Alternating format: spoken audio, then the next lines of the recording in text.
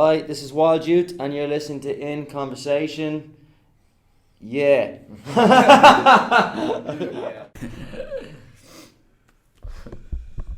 Right. Come here, because he's not here, why is Callum playing Twig? It's not. He's not. It's not. Well, No. why is... Callum's our drummer. We have a session bass player and his name is Twig. Oh, okay. Because they both have mad hair, don't they? Yeah. That was what was fucking me over. Okay, that was...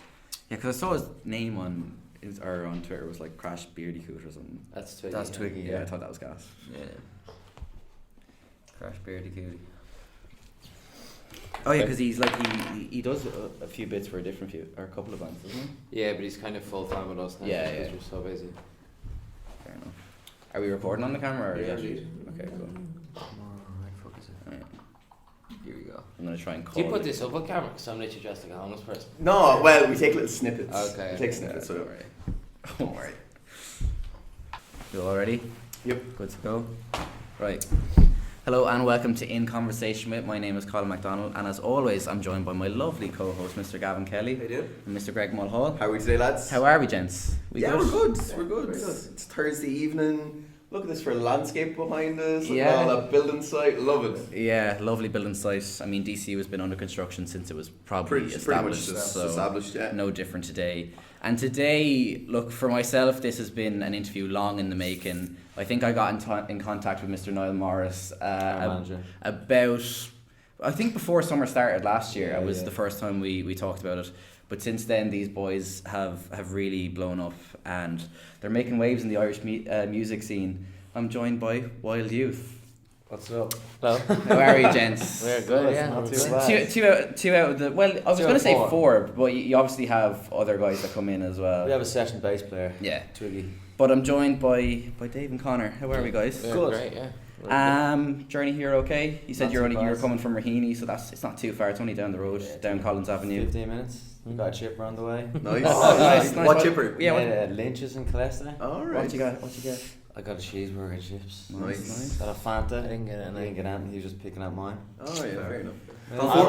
I'm kind of one of those people that I'm like, if I didn't get it, I didn't eat it, you know. So I'm like, yeah. I still probably eat as many chips as him, but in my mind, I've got a clear consciousness. But then I So, suffer because I get half a meal then. Yeah. and he deals with the guilt. If he got it. Yeah. Well, when we went out to interview Al Foran out in Malahide in his house, Colin decided it was actually Valentine's Day and we decided to get a bouquet of flowers for his missus because we're fucking nice guys. 1 o'clock in the day as well. 1 o'clock in the day. Colin decides to just get a fucking chipper out of nowhere and he love it. absolutely I was hungry. scoffs around. I was hungry. Definitely didn't regret it. Burger. No, I did not. Yeah, it did. I could actually smell the grease off you. I could see it evaporating. Al off you. Foran said nothing, so I don't care. Yeah, so it's so funny. We actually did something the other day. It was like, we're doing a show on Saturday. We'll get to that one. But yeah. But we we were in. So we've got like this little piece, and we've got Liam Cunningham to do like a kind of speech at the start of like the intro to the show. And we're in the studio, and he texted me. He's like, "I'll be there at about 2:10." I was like, "All right, kind of one of the lads eating a sandwich." I was like, "Man, the fucking smell of that sandwich is so disgusting." I was like, that pesto is so disgusting and so strong. And he's like, "All right, guys." She's like, the next thing he's like, "I'm outside." I'm like, "Oh, I'm like, put the fucking sandwich on." And he like walks in, and you can literally see his face, like the hole's just like, going, these guys are fucking amateurs. Right, before we get on with the interview, I'm gonna ask the question I normally do at the start. So it was Niall that I was in contact with, but what was the initial thought when Niall asked you, would you do this podcast? We're all up for it. 100%. Yeah. I suppose, like, I mean, yourselves, like you're making it big at the moment, but you're still up and coming, I suppose. So you're kind of, you want to get your name out there as well. Don't come at me like that, Careful. right? No, I'm only joking. But I suppose you're trying to get your name out wherever and whenever you Yeah, can. no, we appreciate the shout, and of course we're gonna jump on it and do it. Like it's I don't know about the two lads, but I did manage to catch EDP, and that's where I saw you first. Oh, of Delhi. all. And yeah, that was the first time I actually saw you and got into you from there. So like I had actually been in contact with Noel beforehand, but never got to see you live. Yeah, But yeah. EP was the first one. Yeah, amazing. you did. That was a good gig. Yeah, it was a very good gig. I mean, EP, like when you're always going to get a crowd at EP because there's just people floating around. Yeah, yeah. Like I remember, I don't know if you were Again, I don't know what you're trying to say. I'm not coming for you. Like this is, and that's the end of the interview. but like this is going to be like first time a hot press. Yeah, I know. At EP, like yeah, just same. don't talk to us at all. But like me and Greg, like I remember we weren't planning on this at all. I don't know where you were, but yeah. But me and Greg were just walking through the Salty Dog. I think it was on the Saturday afternoon, and as we were walking through, like we were going to a different gig. But as we were walking through, it was just like, hey guys, we're Hudson Taylor. And we were like, oh, okay. And we just happened to go to Hudson Taylor for a half an hour. It's great, it's like that. cool. Right, so we'll take you back to the very start, lads. And you're the kind of origins of the band, if you will. Yeah, we are basically the foundation. We started the whole thing. Yeah. So you're the glue that holds everything together, I assume, yeah? Yeah, sometimes breaks it as well. Yeah. But how do you know each other? Do you want to break it down for us? Oh, me and Con, we've known each other since we were kids. So just been friends basically nearly more than half our lives. Like, so we were always the two people who played music out of we have a joint circle of mates, and we were kind of the only two that really played music. So it was just like a natural connection. We used to like bonk off school, go up to his shed in his back garden, just play music all day and stuff like that. And that's basically where it all started. Yeah. Did you go to school together? No, we actually didn't. Oh, no. right. I went to school in an area where he lives. So when I went to that school, I became mates with all his mates that were in my school. So then after school, that's when I first met him. So are you around the Raheny area? I'm from Raheny, yeah. He's So would have that been Kevin's or would that I went to Paul's. Paul's, okay. It's not going to ring any bells for you, but Jack Matthews and Billy Keane are around that area. Yeah, they went to, I think Billy went to Paul's. Oh yeah, they went to opposite ones and Jack Yeah. got bullied. Yeah. Jack got bullied. Sorry, mates of ours that are Billy's out from Raheny. So. Okay, cool, nice. But growing up, was music always a big thing for you? Yeah, I mean, we did the other kind of things that young people do. You know, it's like we played football and went to a park and like underage drinking. Few flagons, yeah. Went to underage discos and all that kind of stuff. But I think the one thing that we always kind of went back to, no matter what kind of trends or phases you went through, was always music. And that was kind of where we were most comfortable. Was that a natural found thing, or was that something that your parents wanted you to get into? Well, Dave's dad is a singer. Yeah, but it was natural as well. It was never forced. It was kind of like I was. My dad didn't even want me to do it. There's no solid career in that. Like I played ball when I was a kid, and my dad really wanted me to follow that line, like play football. But I kind of chose music naturally myself, you know. So it was never forced. But I come from a very musical background. Like my family are all music. My dad's a singer. My granddad was a singer. His brother-in-law was an amazing singer-songwriter. So I kind of come from a trend of all the lads. Yeah. All the lads did music in my. So was there a bit less trepidation when you decided, Mum and Dad, I'm gonna be in a band? Yeah, I was pretty easy. As kind of said, like I like his dad didn't want him to do it, where mine were like, yeah, fucking go for it. Like if you feel like you can do something and you're gonna be serious about it, if you're not gonna take the piss with it, then they're like, go for it, 100%. So I was very lucky in that sense. Parents backed me, they still do. But yeah. And when did you first come together then to actually perform? Like, we were talking about it last night. Our first gig we ever did, like as a proper gig, I was in a band and Dave was in a band. But Dave was in a two-piece and I was in a band and we played. But we ended up actually kind of not finishing the gigs with our bands, and we ended up, the two of us, finishing the gig and doing a song together. Right. Us two without everyone else. How does that even come about? Like how? Just like I don't know, because I think we kind of. It was just like, let's do a song at the end. Yeah, like, and we both kind of finished. We got rid of everybody else. And we ended up doing a song together. So that was when we were 15, 16. Yeah. And then,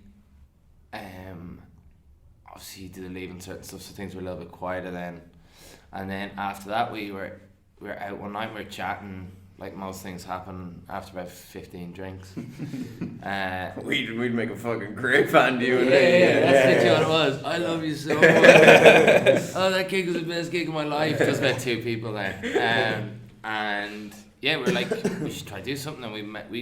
Then it was kind of coming into summer, and I remember every day for the whole summer we used to meet up every single day. We used to just play music, and then we were in a different band, and then we kind of just tried that out for a while, and then we stopped, and then we kind of reassessed everything, and we were like, we want to start a new band, and that was Wild Youth. But it was always kind of me and him, no matter what we did, whether it was just the two of us together, two of us in the band, two of us leaving that band and then starting a new band.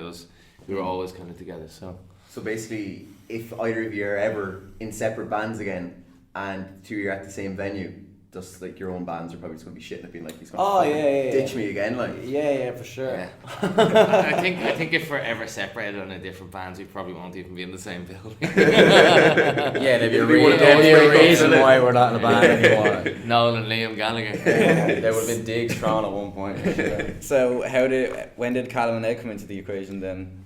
We've known the lads were in two other bands themselves, pretty successful bands. They're doing pretty well, but it kind of just fizzled out. And so me and Conor obviously play music and love the music scene. We go to gigs all the time, and we used to go to their gigs when they were in our bands, and we got to know them through that, like going like to after parties with them and chatting to them after, and we kind of became mates with them then. And then their bands kind of fizzled out, and we just completely and utterly snatched them, basically threw the hook in, caught the fish, reeled it back, and now we're a big happy family. Yeah, to all your benefit, obviously. Come on, there has to be teething problems in it. Well, actually, surprisingly not. Me and him would be the people that would like kill each other and love each other the most. Yeah, because we were best mates, you know. In a brotherly way. Yeah, like not the way you'd in argue a bad with way your at all. Yeah. Built like exactly like a brother. Like, whereas, so like, as you said earlier on, we're kind of like the glue, which is good. It's true. Yeah. But also at the same time, like we are very opinionated. Both of us, we both are on the same wavelength a lot of the time, but we both have very strong opinions. So if ever there is a blowout, it's usually you and me that have a blowout. Who's more stubborn? But it's grand. I think we're both equally. We're both. That's bastards. diplomatic. You can't even agree on that. Like, It's a diplomatic We're answer. both bastards at the end. Conor, do you agree? I'd say I can be more stubborn at times, for sure. I could be. Nice. Yeah, I'd say I can be a fucking nightmare. But there was no teething problems because The only teething of that, problems, really. the only teething problems that you do experience is like no matter what, you can be as close to people as, and I'm sure you guys have experienced this with college. Maybe you could have friends in college and you might go away for a summer and you see a totally different side to people that even though you can be best friends every day. So when you're in a band, no matter how close you are, when you start like touring, extensively touring like we've kind of done, and you're with each other 24/7. You're in each other's pockets the You're whole time. you're doing shows. You're going to bed late. You're waking up early. You're Sharing doing rooms promo. together, You're sharing so- rooms together. You're in a van together or a bus together for 10 hours traveling somewhere. You're getting up. You're doing a show. You're dealing with the the highs and lows of doing a show and after a show, and people might miss girlfriends or family, and so there's all these different emotions. And I think the teething problems, it's not so much teething problems, but you have to kind of be super aware of people's other feelings people, and yeah. that Yeah, maybe yeah. if someone doesn't want to talk to you, it's not that they don't want to talk to you, maybe they just want an hour by themselves, or it's those kind of little things that you have to try and figure out. But now we're like you figure those things out pretty quickly, I think, and So you can tell by a look now if one of the lads like, you know Oh, within yeah. a second. Yeah. Within a second. I mean, The energy. I mean, the two of us and two of our mates went away to Poland last week, and I don't even think the weekend was enough to separate us. I think we're all still kind of irritated. oh, by each other, I didn't want to see them for like nothing. Like, I had enough. Like, I actually just had enough. Really. Yeah, like, I mean, yeah, we were in very close quarters for even only 4 days, oh, it's too much. and that was. I that was couldn't nearly do it. enough. I have the utmost respect for you lads, because like just 4 people coming together and just like constantly living in each other's pockets, like traveling together every minute of every day. No. But you gotta have the right people. Yeah. Like how important is that? Like we are very lucky. Like So the 4 of us are best mates. so you know? important. So like the 4 of us are best mates, and everything is just those 4 people are the most important. Out of anything.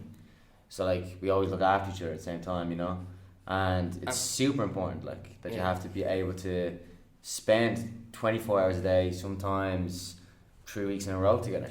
You have to be best mates. A lot of people would say it's just, you might look at their musical attributes, like what they can bring to a band, but you have to look at so many other factors than just that. Like, for sure. can you get on with them for a prolonged period of time? Like, what do they bring creatively and all these different I things? mean, even like you mentioned Noel and Liam Gallagher. I mean, obviously the musical talent is there, but if they don't get on, it's off. Like throwing fruit at each other. Like. People always say to us, they're like, come on, that's so cliche to say you're all best friends. And I'm like, Grant, but you find 4 people that you can spend every minute of every day with and still at the end of, when we get like a time off, we go away together. Yeah. We go for drinks together. We go for like dinner. We go to cinema together. We always say to people, "Come with us then." And you realise yourself how much crack we have. It's not put on. Like it's not put on. Yeah. We're literally like the most boisterous 4 people you ever meet in your life.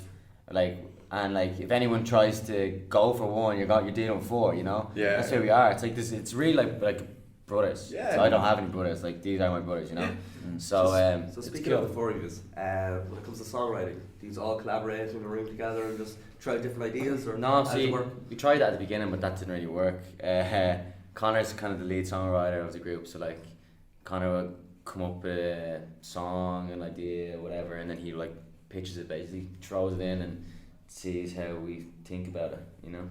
Who'd be the most ruthless, being like, that's fucking shit, like Dave. Really? Yeah. Okay. Yeah. I'm honest. Have you over the time you've been together, have you like learned a way to be nice about it, or are you just like you're right. No, I have. That's part of the teething problem, actually. If you think about it, yeah, you're right. No, I think now as well, it's become a thing. Well, for me anyway, I'm less sensitive to it. I'm like, if I do stuff, and Dave is kind of my go-to person that always has been. He's like, if I need someone to lend an ear on something or whatever, I'll always if you were to change something here, what would it be? And it's like always so lovely to have like a fresh set of ears on something that you really trust. And so I'll send it and he could just go, oh, to be honest, I'm not really feeling that one. And I'll be like, really? Oh, okay, cool. Whereas that's, I suppose, your first 2 or 3 songs you would have taken it quite personally. Yeah, you'd be like, oh, and I'm like, but then you, as I said, as you grow as people and you get beyond those things, you start to realise that we're in the same band. He's not saying he doesn't like it because he wants to be a dick. Yeah. Why would he do that? Because we both benefit if the song is good. It's not going to benefit anybody. He's just being honest and saying that song. Because then I'll send him something, he'll be like, literally, like, WhatsApp will just explode. Like, I love it. Was it hard to leave, like, say, like, leave your ego at the door, I suppose, as the expression kind of goes? Yeah. You have to learn. It's more almost, and it's just, it shouldn't be the case at the start when you kind of, because songwriting is kind of like opening a diary. So you're like opening your diary to someone going, hey, look, here's my diary. And you go, I don't like your diary. And you're like, what? So it's like a little bit like that. You're like, you could put some personal stuff in a song and then someone listens to it and they're like, I get that, but I just don't think I don't love the song. And at the start you're a bit like, what the fuck's wrong with him? Or whatever. But then you start to realise that you're on the same team and they're not doing it with any malice.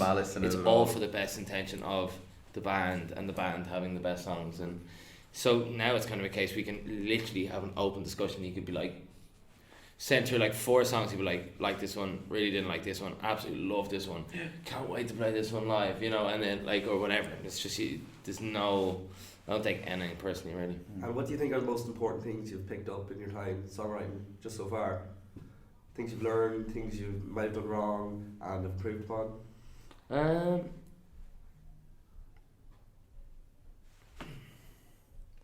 There is like, I suppose we're lucky enough to work with the script on a lot of songs in our EP, and I think like what you said, and I think we've both learned that we've kind of brought it into the mentality of the whole band.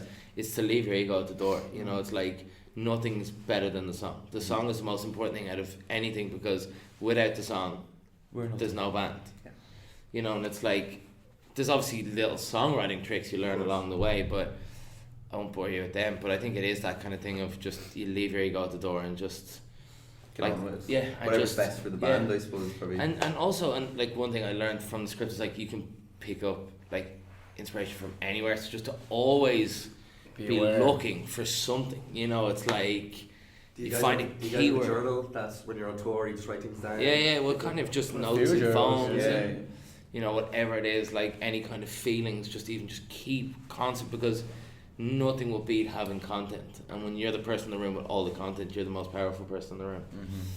And it's one of the funniest things he said is that like, shit is fertilizer, which I thought was genius. It's so true. It's like, there's no such thing as a bad idea, because through that bad idea you could probably get all the shit out of you, and the next idea you come with could be the best idea you've ever had. So it's like, don't ever look at a song as a bad song, because shit is fertilizer.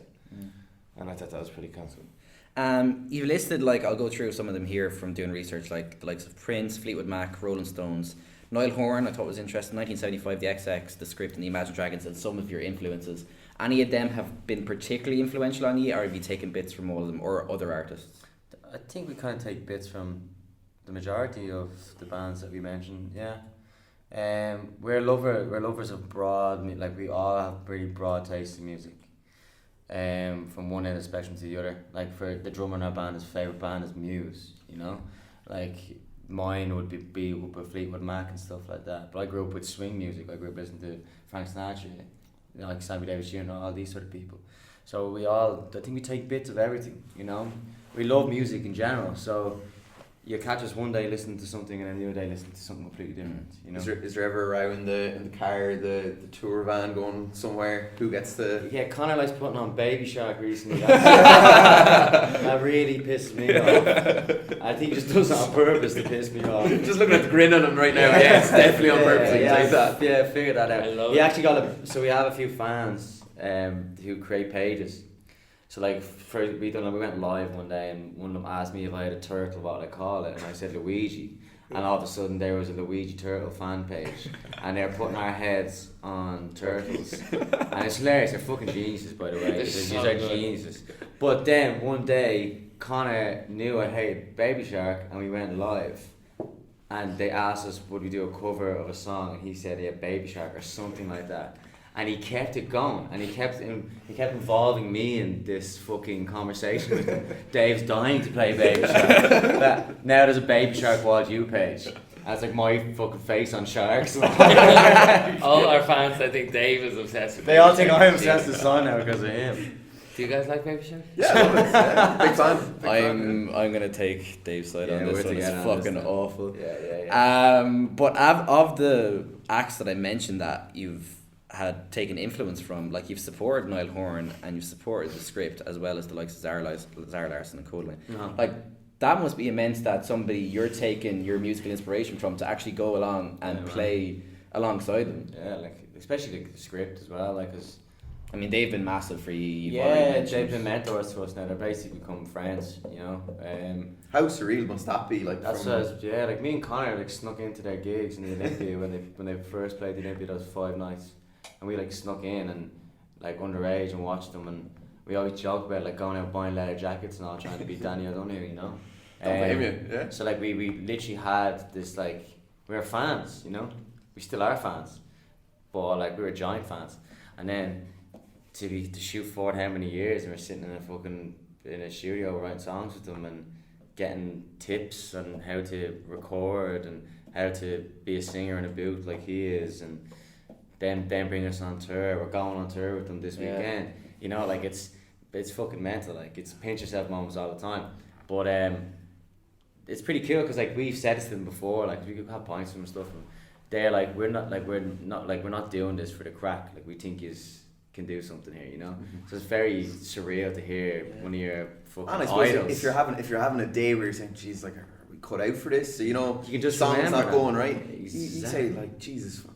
Exactly. Danny and the boys are there. They're saying they're backing us and they're saying like you can do this, like, you know. So it's pretty pinch yourself moments anyway, for sure. Definitely. So now versus when you first started going into gigs, do you first of all do you get nervous going into gigs? Like a boy, I got pretty good with it where like all I got was butterflies and they were like 5 minutes before I went on. 10 minutes before I went on. But it was like it's almost like going into a fight, you know. It's that pre-fight jitter. Like you want to just go in there. You don't want to wait anymore. That's what I get. For the Olympia, I'm shitting myself, and I'll openly put my hands up to say that I'm actually nervous. Would you have a pint now before it or anything? Well, like, what's the usual go in? We always have like a toast. Okay.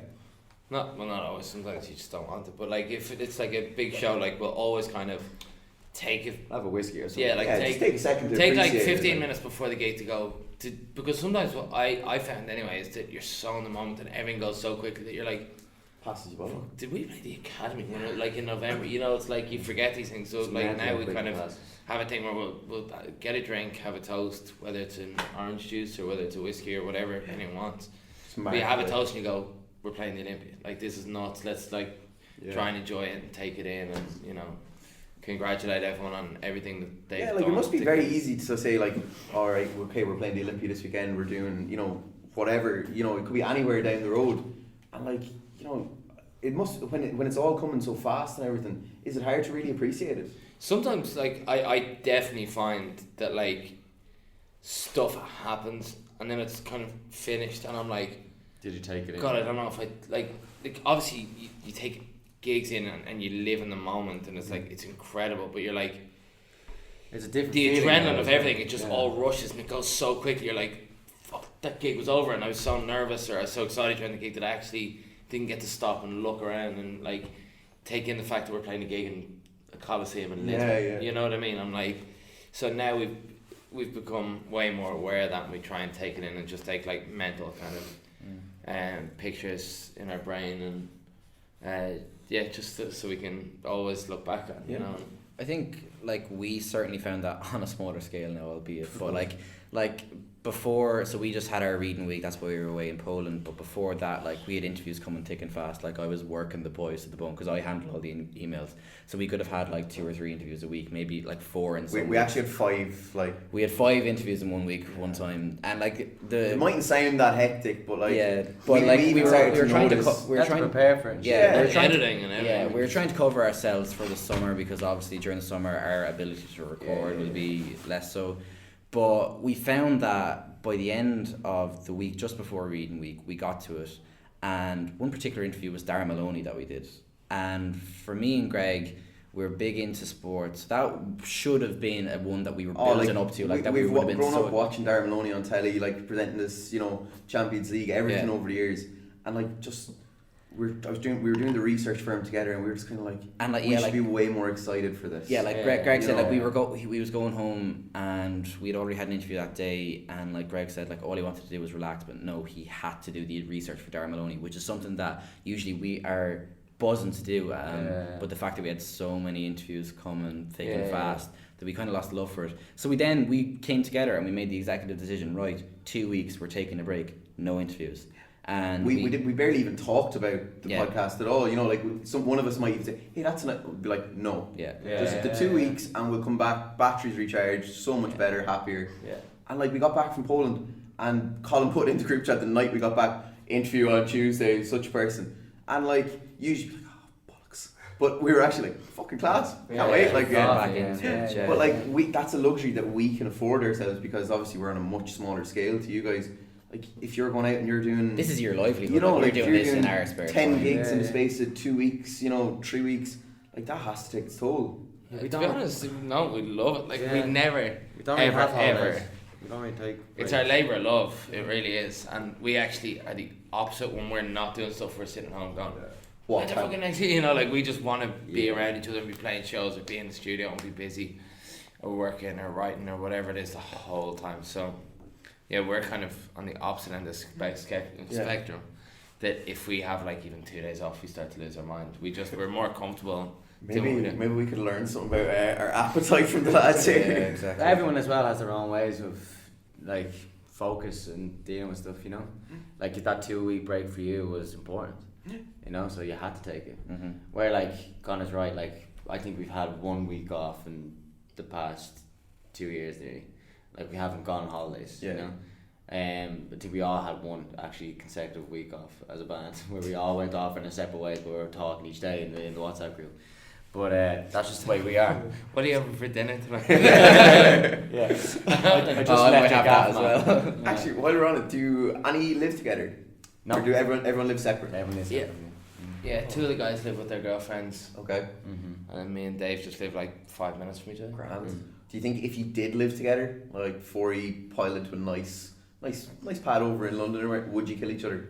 I don't know. I don't think so. Like we like you pretty much live together. Like just going home and going into our bed, we're together pretty much every minute of every day. I think no, because there is times where like when you're touring, you kind of live together. Yeah. And we literally like that's. Honestly, like when we're almost close, because we're just always around each other, and it's like. And it goes back to what Conor said earlier on as well. Like we respect your space, you know. You can Like- kind of tell just from looking at each other. I Yeah, suppose, at this yeah. stage. He's just like, leave me alone. I want to go to bed. Yeah. Go to bed. Don't give a I'm not shit. gonna The about one it. thing Very we'd much. probably argue about is if we were to live together, would probably be like TV series. A reality But series. if you had to, If like, we live together, if you had what? to, yeah, it is. Give me It the is. pocket. What the fuck are you doing? Came in his Just pocket. make a big hole in your pocket, man. Oh, came in my pocket. Yeah. What are you doing? Fuck. Oh yeah, look. Right, while this is all going on, Sorry. Gavin's going to reset the camera. What is it? I was like, You alright? I was like, is that tobacco on the seat? I was like, who the fuck is rolling cigarettes? Could have been Greg. Could have been me. Right, we'll jump back in. So, in terms of gigs themselves, I want to talk about like dedicated gigs for yourselves versus festivals. Obviously, you've done the likes of EP, you've done indie, you've done C sessions as well as many others. What do you prefer? Nothing beats doing your own show in a venue. Yeah, because they're there to see you, I suppose. Like, Yeah, and like not in a self-indulgent way, but the whole, like, let's say the Saturday at the Olympia, it's like people have bought tickets, people are gone out and they've bought outfits that they're going to wear that night, they've booked dinner, they've booked restaurants and everything, and it's all built around the fact that they're going to see you. So everything is kind of built towards, and all the energy is built towards that show. But like, let's say, even as you very kindly said, anyone could be stumbling by a tent, an electric picnic. but that's I'm only joking with me that. and Conor are I'm going to never have gonna let to that- sit separately I'm now. never going to let you live that down. No, but you know what I mean. If you're at a festival, someone by chance could walk by your tent and go, "Oh, I'm going to watch these," and they do, and that's amazing. But you could, yeah, that's And, like, it. when Like, we you can play- pick up fans that way as well. Well, Yeah. 100%. You understand what he's saying? I know Like what he's they're completely coming just for you Yeah, guys. yeah, You know, yeah, like, yeah. and as he said, they've booked a hotel. They've gone out. They've had dinner. They've gone out fucking 2 hours in River Island trying to pick out what they were going to wear for the night, Yeah, whatever it may yeah. be. And it's Whereas purely sometimes to see- festival, it can be by chance that someone's there. So when you have, let's say, the Olympia, it's like that venue's full, and you're guaranteed that everyone in that venue will know every word of every song that we have. They'll know everything, and it will just, like, the energy will all be there. Whereas sometimes people at a festival could just be walking by, and as you said, that's great because you could win over new fans, and we're always up for that. And So festivals are so much fun because, like, you know, festivals are great because when you go and you play a festival, then you get to go to the festival sometimes. What's So been let's your touch favourite on that festival then. today? Today's? Oh, Electric electric picnic. Okay. So did you Why? get to go and enjoy Electric Picnic then? Yeah, but it was just kind of more just how surreal it was. Like, we were playing in a tent that held 10,000 people, and the place was absolutely full. People were standing outside the tent, and we were expecting literally probably about 1,000 people to come. So, like, there was that surreal moment of when we walked out and we went, "Oh, holy fuck!" Like, it's just like that view is just like, it's just kind of, you can't explain it. It's like, it's a sea of people and they're all staring up at you. Like, it's such a weird thing to happen, I think, to a person. It's quite cool as well because Electric Picnic is like a festival that, like, couldn't really afford tickets to go to when we were younger, you know, and it's like you're now, like, just hanging around backstage with all, like, the acts that are playing the main stage, you know, and it's like you're all there just. Yes. So what, like, some stories from EP? Like, did you get to hang out with many cool people? Get to see many acts that you wanted to see? Yeah, I got to see George Ezra and all that sort of stuff. Yeah, all the artists kind of, there's an artist area, so Yeah. we all have to pretend that you're cooler than the next person. So, like, So nobody will actually go up and be like, "Oh, guys, fucking, I love your music," whatever. Yeah, that's No. just George. yeah. Listen, like, from listening to your music, and I suppose this is more directed at you, Conor, because you're the main songwriter. Most of your songs are very upbeat. There's not really been kind of a slow, like, some of the themes of the songs can be a bit melancholy or sad or whatever. Yeah. But most of the beats are actually quite upbeat. Is that something that you've been conscious of? Yeah, I think so. As Dave said, like, we're quite upbeat people. We're quite energetic. We're, like, if you came to a gig and, like, hung around with us, you'd be like, you'd probably be exhausted going home because we're always on. Like, we're always, like, having fun. If we're not working, we're messing, like, wrestling in a dressing room. You know, it's like we're always. So, but, like, behind it all, and behind all that kind of stuff, there is, like, 4 really emotional people that are, like, very in touch with their feelings. And I mean, you know, yeah, like have some of the been- songs, like Can't Move On, Drinking About You, and they Yeah. touch on what might be very personal issues, but they still have that upbeat tone to it. Yeah, like. so that's kind of the thing that we always said. We wanted to make sad songs that would make people dance. Yeah. So it's like, you know, we always wanted the songs to be a representation of us as a band, and us as a band are people that you could go and have a very open, honest, emotional conversation with, but then be on the dance floor doing shots of tequila with in 20 minutes, you know what I mean? So it's like, one of our mates here in DCU, Kate Brady, has a show called Upgrade, and it's all about kind of positivity, having good mental health or whatever. And she was going around asking people, because every week on the show she gets people suggestions for songs that kind of get them going or uplift or whatever. And I was thinking about it, and like All or Nothing is a song that no matter what, it will always G me up. Like it just has that energy to it. So I suggested that to her, and she actually played it on the show. Oh yeah, sick, thank you. But yeah, that's just something I noticed, like listening to, and especially like coming up to the interview, I was listening to you more and more. Yeah, and yeah. all the songs just always have that kind of beat to it. Like, guys.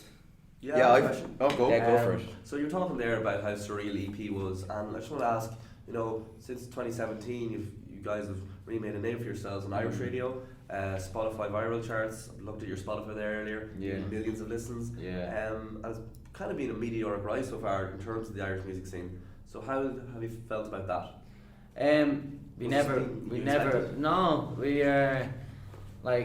We are pretty humble people, and we don't put it on, it's just kind of, I think it's just all our nature, we're kind of like that, and we never really, we never did it expecting something big from it. We did it because we loved it, we did it because it's all we do. It's what we've done since we were teenagers. We still don't think we're big. We still get shocked when people buy our EPs or say that they know our songs. Like we went to the Olympia last night to Jansen Park, and all the security were like, oh, come on, we'll bring it. And we were like, what the fuck? Like, we can walk in, we're grand, we can walk in, it's fine. Do you ever get even just walking through town or something, people fuck, you're Conor from, do you get that much? It's happened a lot lately. Yeah, it's happening more and more and more. How's that? That must be a very foreign concept. The weirdest thing was we went to go see a band that we love. Okay. They were playing in the Olympia, and it was mine and Dave's birthday. And you guys share a birthday? Did you? We were like 1 day apart. 2 days apart. Oh right. Okay.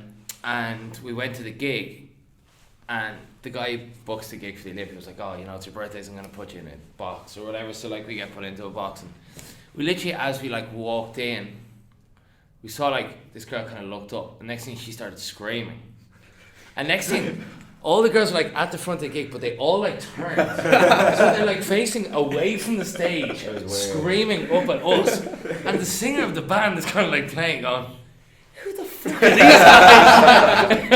these guys? So eventually had to stand at the very back of the thing. So that was and we went with a couple of friends and girlfriends stuff, and they were kind of what the fuck is going on? When did this happen? Yeah, we're it happens all the time. in our local shop. No, I'm joking. No, but it does. It happens a little bit more now. But it's we love it. Off it. I love it because there's we don't ever put up a barrier between us and our fans. We're never we're the band, you're our fans, we're better. Then we have this thing. It's we're a big team. We're all a big family because without them, we couldn't do what we do. No. We would now be unemployed, and without us, they might know all each other. So it's we work together as a team. So it's if we're ever out, people do recognise us, we'll always stop and have a chat. And it's funny because they'll stop you and we'll end up having a chat, and early the chat becomes so comfortable. They don't even ask you for a picture. They don't care about you. They walk away and not give a shit about you. I met Kit Harington, Jon Snow from Game of Thrones up in Belfast last summer, and just I seen him across the pub, and then I went out for a fag. Next thing I'm out there having a fag, and we're standing in this little doorway. Comes out for a fag as well, and I'm play cool, don't fucking say anything, right? Yeah. So I'm just thinking in the back of my head, nobody's going to fucking believe me that I met him.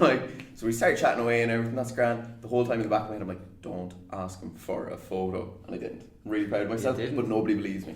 He didn't actually meet Kit Harington. You should have went for it. Yeah, but we were actually we're having a real chat, and then he was you didn't want to ruin it by coming across for all I think as far as he was concerned, I had no idea who he was. He was just a guy out having a cigarette as well. That's cool. Yeah, there is a cool thing as well. Going back to what I was saying though, just about the fans seeing them. There is a cool. It's a cool feeling when you see their eyes kind of light up. Yeah, bulk up, and they get a bit kind of. Did you ever get scared though? Most of our fans are very nice, like, you know. Yeah. Sometimes we're so naive, we're like, what's that person's problem? Why do they keep staring at us? And then they come over, they're like, do you mind if we get a photo? I'm like, oh shit. We're getting taken off. Yeah, we go, what are they looking at? What's their problem? Proper Northside boys, anyways. Yeah. But it's cool when you see that kind of energy in them, you know, where they kind of get that. It's like wow, like the wow factor. Oh fuck, like that's fucking Conor from Wallace or blah blah. And like I buzz off, but I think it's cool and it's nice, you know. It's like as Conor said, we give the love straight back because we've had those moments ourselves when we meet people, you know. Is there anything that you do in particular, like, to keep yourselves grounded? Like, you are quite humble, and we can even tell that just from chatting to you, you know, for the couple of minutes that we have been. Like, if you know, like, say after Saturday now, like, come on, if hang you around with our friends. The friends we grew up with, you hang around with them for 2 minutes and they'll bring you straight back to yeah. Just rip us apart. They're like, no matter what, when we finish a tour ending, the first thing we do is like get down to like our local bar, we meet all them and they walk in and just literally you're back down there. The like, fuck you were. That's it though. That's it. Like I have these new shoes and one of the lads is just has been Show off for the camera there. has been giving me constant abuse about them on a regular daily basis. I can't get away from them. Right. That's our mates. Okay. Yeah. So like that's what I was gonna say. If you didn't say it, it's our friends. Like and us as a band, we're kind of like that. Like, you know. So we all keep ourselves very down to earth. Like if he got ahead of himself, I'd be the first person to have a word with him, and vice versa for sure. You know. Good stuff. So it's cool. Right, so I'm going to address the elephant in the room, something that we've teased now. There is a big gig coming up in 2 nights' time. Yeah, boy. You're playing pretty well known venue. I've heard of it personally. The Olympia. Olympia. Okay, Olympia look, Theatre. you're playing the Olympia Theatre on Saturday. It's your biggest headline show. How are you feeling ahead of it, lads? Buzzing, man. Yeah. It's like, that's kind of the dream of ours. We've supported. Yeah, like you mentioned, like sneaking in to see the script in there. So now to be playing your own headline. We've supported people there before, but never imagined it was going to be ours, you know. Yeah. And we went down to the park last night, as I said, and it was a kind of a scary moment. Like we were sitting there, and we were like, "Fuck!" Like That's gonna be us in a few days. there's 1,600 people here, and that's what's going to be like on Saturday, and we have to deliver. You know, like we're so excited about it, but like that was just a wow shit. Like, but no, we can't wait, man. I mean, I like, suppose it's a goal that you set yourselves from time after time.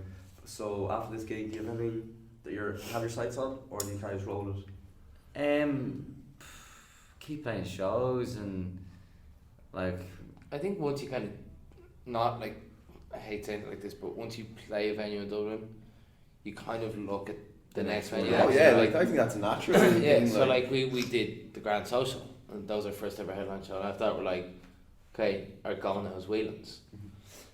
Then you're like, okay, right, now our goal is the Academy. Then it was like, geez, the Olympia, can we do that? And then we did that, and that's sold out. So now maybe it's going to be like multiple Olympias. Then after multiple Olympias, it'll be like, right now we want to play the 2 Arena. yeah. So we just always kind of try and, once we do something, we try and better it. Yeah, for sure. So you can't better it, you're doing something wrong, I think. I think we'll go to the lighter side of things. Will we? 1 second before we do. So you obviously have released a rake of singles over the course of the 2 years, and then you released The Last Good Boy late last year. It's an EP. When's the album coming? Probably 2020. Yeah. Yeah. Can we get any kind of exclusivity? Natural. Absolute fisherman here. Nah, look, I'm We'll excited. do I'm another. excited. We'll probably do We'll another do EP. another EP probably. Yeah. Yeah, and then the album then. Before the end of this year. And then we'll bring an album out probably in 2020. And just before we go into the lighter side, what are the summer plans? Anything lined up? Loads of gigs, festivals, Shows, support, A lot. supporting Mumford & Sons, 2 Oh, nights class. in Malahide Very Castle. nice, yeah. There's a lot we can't say right now as well. Yeah, so a lot of get that. festivals we haven't announced yet that we're playing. Well, on a personal note, I hope you return TP, but I won't force an answer. I will be going to see sessions. Yeah. I'll see you there. You're gonna go? Absolutely. See you Yeah, there. I could be there Sunday. I haven't decided yet. It's a great festival, isn't it? I've been the past 2 years. So I good. absolutely love it. So much Yeah. fun. Just like the best location for a festival. It around. really is, yeah. It's kind of like, even though it's a lot of people, it's so intimate. Yeah. I always think. It does Yeah. get that, yeah. It's cool. I like it. Lineup's great as well this year. Yeah, two-door. That's Like that's band. purely why I'm Yeah. reconsidering. I have tickets for Versatile on the Friday in Cork, and there's no way. Like I could buy a Sunday ticket for C sessions, but like realistically, if I wake up on Saturday morning in Cork, I am not going to like travel all the way to Donegal. You know. I don't- And also Greg's 25, so we Yeah, I'm he fucking can't old. hack it anymore. Poor boy. Anyways, lighter side. moving to lighter, go right. Who's the worst in the mornings? Cal. Yeah. Why? He just it takes him about 2 hours to wake up. Sounds No, like you. he He goes to bed at like fucking 3 or 4. Oh, okay. He, like then. he wakes up, but like it will actually take him like 2 hours to wake get up. Yeah, like he'll be walking around, he'll be waking, but like to actually really become himself again. 3 coffees in a roll. Yeah, get your day literally. off. Yeah. That's Do you Cal. hang out with Cal? Are you with Cal? Like what's Pretty the much, story there? yeah. How many sugars you take in your coffee? 2. Yeah, he Cal's takes like about 5. What? Yeah. Oh, that's a lot. Well, see now, I could try a drop of syrup or something as well. Like, God bless your arteries. Yeah. anyways, right. So that's who's the worst in the morning. Right. Who's the smelliest? Like who? If you're stuck in the tour bus with whoever, who do you not want to sit beside? None of us really. Cal, because he's no, coffee's in the rollie. no, it's not. It's because he's a drummer, so he actually has to do the most With his work, like during. Oh yeah. So like he will naturally sweat the Yeah. most, but like none of us would ever start the Smell. day Yeah. smelling, Okay, like okay. ever. We're all. And Like- he showers at the gigs and stuff, so like it's not really like none of us really. We actually are all pretty hygienic people. Okay. So he talks about going down to the local for the mates. What drink is sitting in front of you when you do? Pint of Guinness. Pint of Uh-huh. Guinness. Oh, Nice one. whiskey. And yourself? Guinness. Yeah. Guinness. Men are after our own hearts, so yeah. Whiskey of choice, lads? I'm Jemmy and Ginger. Oh, nice. I don't really drink whiskey. I'll be more Jack Daniels. I Yeah, hate Jack it. Coke. Jack Coke. Do you like whiskey? Don't I like feel it like at whiskey. all. Jack Daniels, yeah, it's pretty good. Really? Not a fan of Jameson. No. I find it a bit too sweet. Yeah. No, I'm a JD. My dad drinks Powers. That's a fucking. Oh, that is You're not that's JD. Irish. Sorry, not JD. Sorry, I'm Jameson. My dad. I'm James. My dad drinks Powers. There's a new Irish whiskey. Did you see it? It's called Nather Jack or something. Thought you were going to say proper 12, but I was like, Dad, that's not whiskey. It's meant to be really good. I don't know. so you talk like you've obviously supported some amazing acts, but if I could give you one past or present to go out for a concert with, who do you think you'd Oh. Prince would be amazing. pick? Yeah, Fleetwood Mac would be a buzz. sure they're coming to Ireland soon enough. But Yeah. no word. Yeah, we'll jump in with them. Yeah, exactly. Sneak in.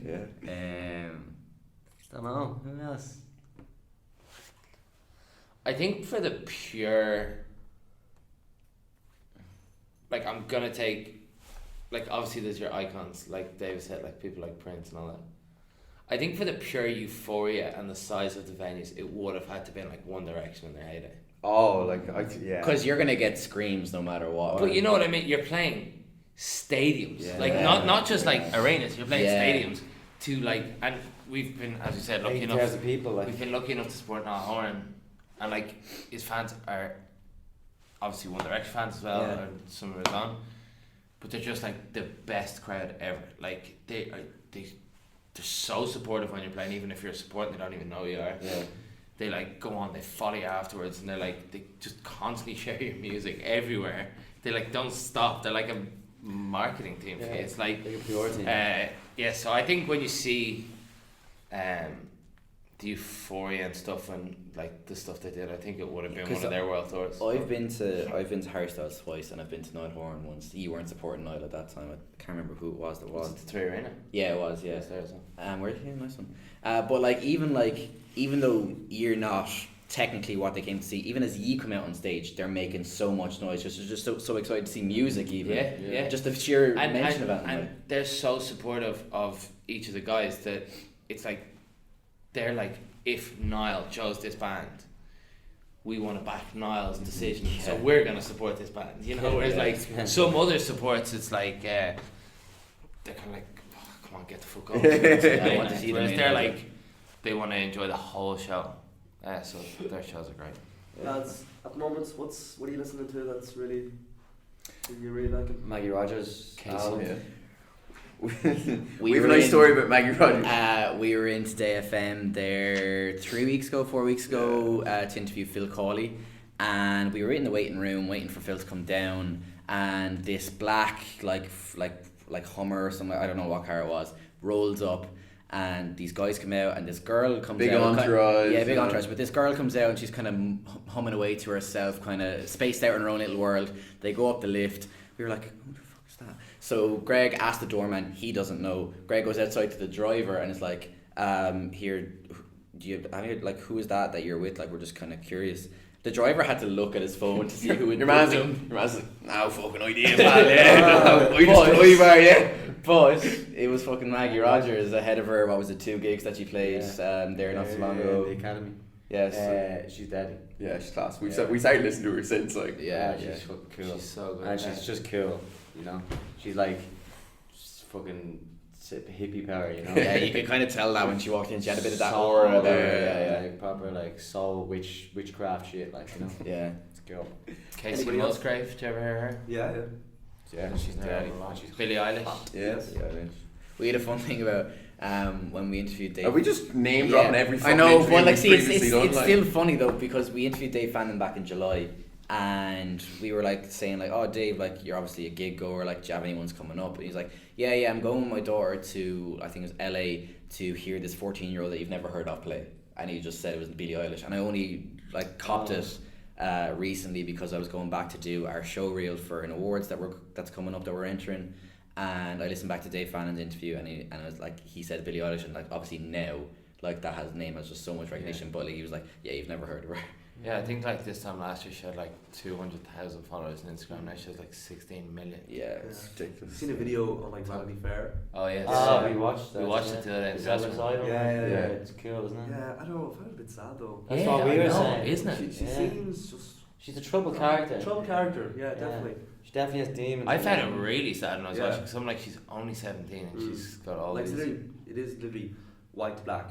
Because like the first video was like she's really bright blonde hair. Second one she's like right, actually. Yeah. demonic chains around her neck and like really black hair. Depressed, like. Yeah, it's really gross. So. Yeah. Good music though. Poor Billie. It is good music. Guys, who's got the worst dress sense? I mean, you said yourself that you were dressed like a homeless person today. I'm not. I didn't even That's say the that. vibe. I think that's the vibe. Yeah, no, he's definitely not the worst. He's the best. I don't know. I think we're all kind of doing all right. Would you ever turn around and be like, here, you're not fucking wearing that on stage. Like, take that off. Yeah. No, we all get like we've, as you said, we're all very honest with each other. We're like family. So if I came out with something that was just absolutely ridiculous looking, he'd be like, "That looks ridiculous," anyway. And I'd take his word, and I'm like, "All right, grand, I'd take it off then," you know. Like I say, he's put on stuff before, and I'm like, Jesus Christ, what the fuck are you doing? Like, but yeah, no, I think we're all doing okay right now. Okay, right, fair enough. There's no one is like, we all have our moments, but there's no one is like Who's bad? Consistently. Yeah, just yeah, like- yeah. Everyone kind of has the look down, I think. Okay, right. I think we'll throw it over to Gav to wrap. Right, lads. We always end the interview by asking any advice or best piece of advice that's been given to yourselves. nothing beats hard work. Yeah. Nothing. Like, Hard work over talent, like. yeah. Oh yeah, hard By work. no means- Hard work beats talent eventually. By no means are we the most talented musicians in the world or in Ireland or anything, but I can guarantee that we like will work harder than anybody else anyone now. who's in front of, or like on par with anyone around us, and we'll be the last to go to bed and the first up in the morning, and we'll just constantly, like, even this, you're like, you know, Much to when Callum's detriment, I assume. yeah. Yeah. Oh yeah. Cal gets to sleep in. He's No, with we some did body. that. He carried the rest of it. We carried his load in the morning. And just to like love what you do, you know, because when you love what you do, even though you work so hard, it's not really work, is it? You know, when you love And if it, you want something, just go for it. yeah, Just go for it. take Like, risks. it's one life you have. You're not here to fucking do anything else but to follow a passion or love or a dream, you know? So why waste it? Peace out, motherfuckers. And on that note, God is love, Rev Ron. This has been In Conversation with Wild Youth. Thanks a million for listening, and we'll see you next time. Thank you. Catch very you on much. the flip.